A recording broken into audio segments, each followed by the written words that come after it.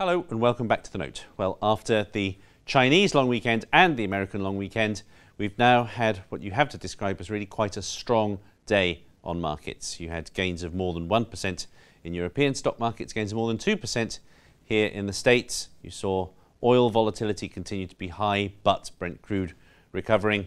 The only really big exception was Japan, where you saw quite a big sell-off for the Nikkei 225.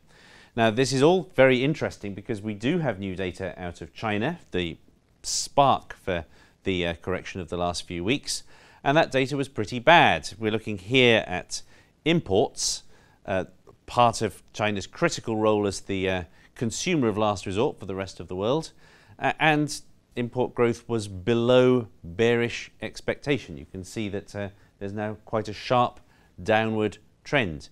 Why didn't that have a worse effect on other markets? Well, because we also had data out of the Eurozone, which we can show you here. And you can see that Eurozone GDP growth, this is for the second quarter, so just ahead of the intensification of the problems in China and the Greek imbroglio.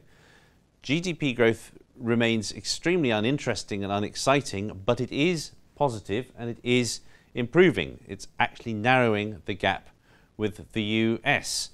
If you can see that kind of performance despite the gathering slowdown in China, when we particularly know that Germany is exposed to China and German exports also held up very well, we heard today, that helps calm people's nerves about China very significantly.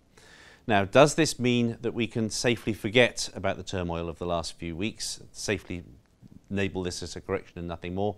No, it doesn't mean that yet, but if as now seems likely, the Fed passes on raising rates later this month, it does look as though this stage of the turmoil is over for now.